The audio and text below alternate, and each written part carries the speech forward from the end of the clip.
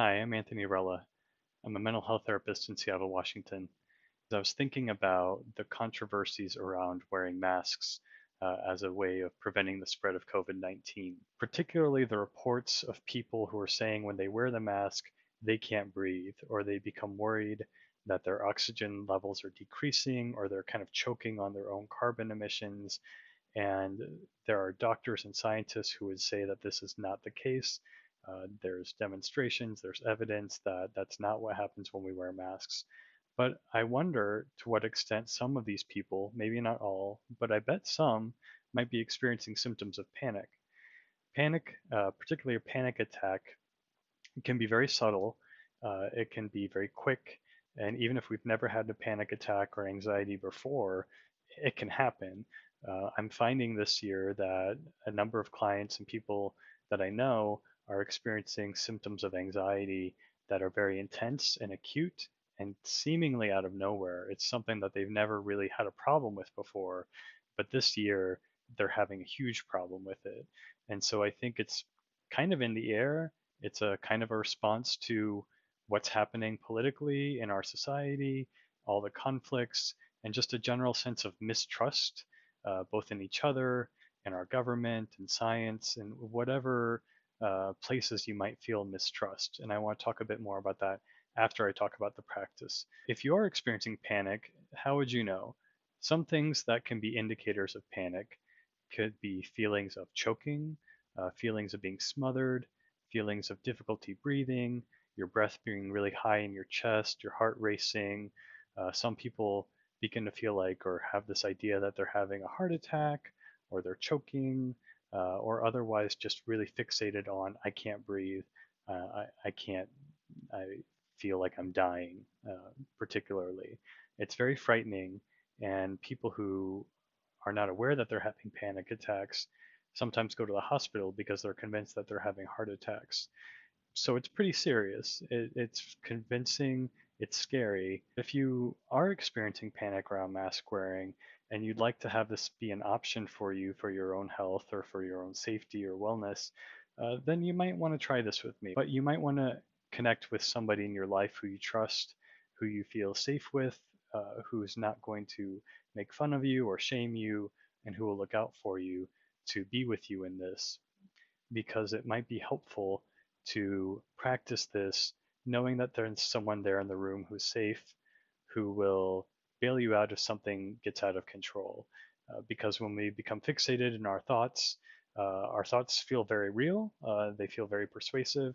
If I really think I'm dying, it's really hard to be reasoned and sober and kind of say everything's fine. For that end, I'm going to wear a mask and put it on apparently over my headphones.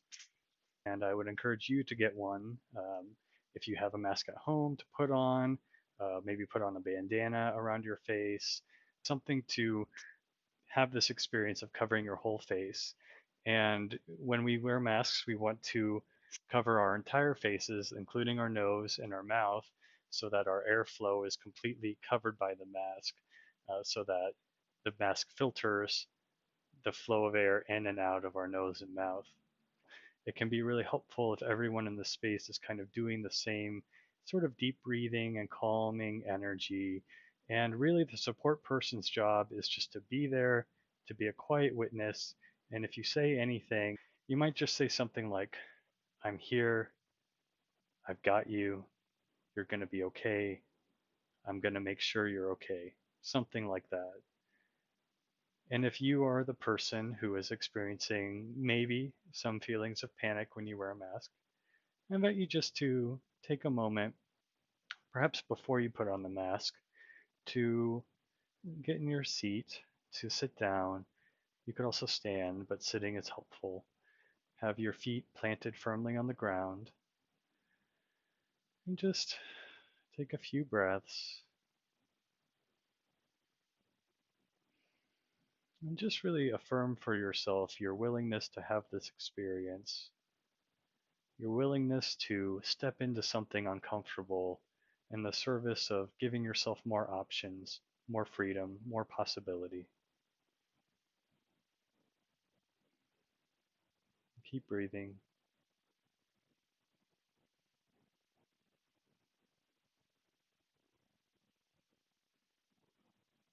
When you're breathing, try to breathe in through your nose if you can, otherwise, your mouth is fine. And fill up your entire belly with breath. And then when you exhale, exhale until your belly is completely empty and kind of pressed in.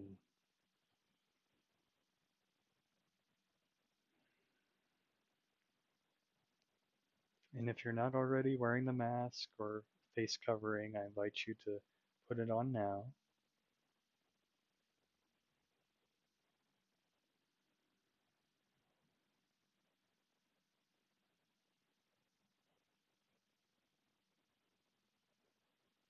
And just returning, feeling your feet on the ground, and focusing on the feeling of your belly.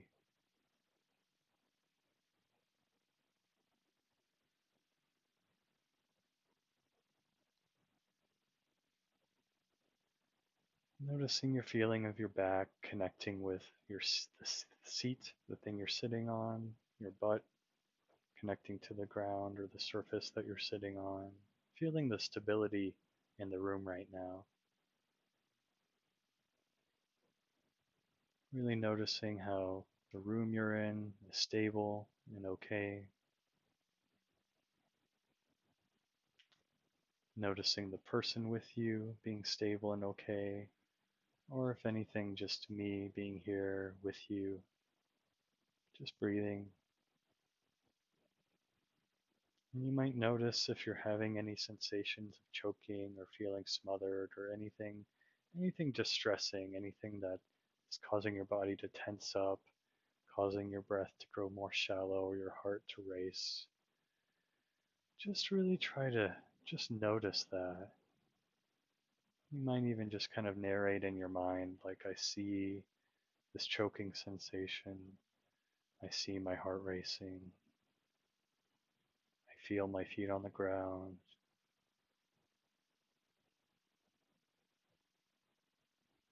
I see these thoughts that say I'm in trouble.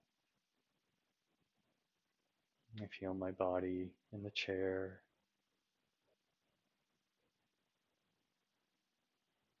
Just see if you can continue with that. Really just not fighting these feelings and thoughts, not pushing them away, not jumping into them.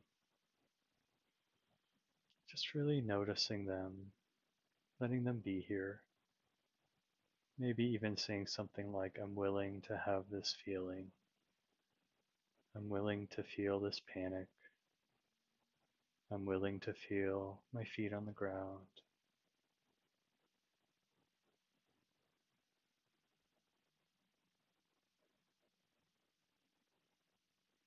And just knowing that if you've gotten this far and you're still wearing your mask and you're breathing and you're being in the room and you're doing really well.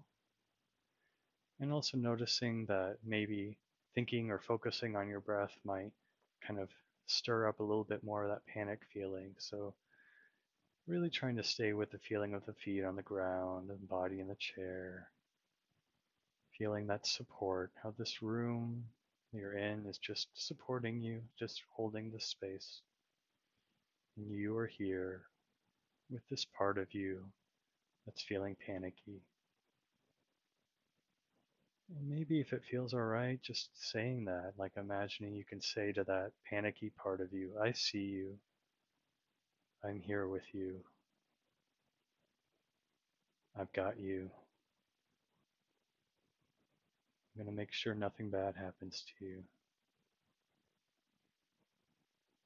I'm here with you, I see you, I got you. I'm going to make sure nothing bad happens to you.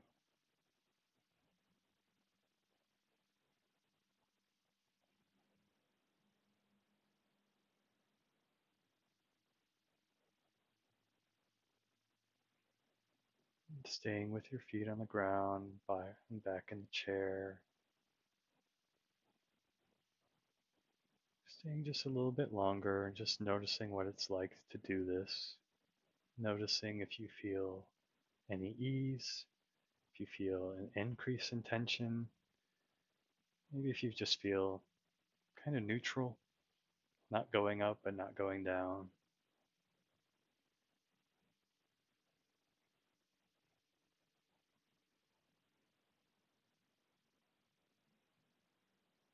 Breathing.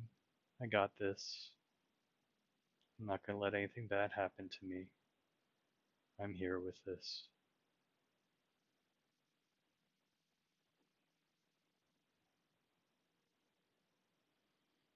When you're ready, you can let this go. Take off the mask.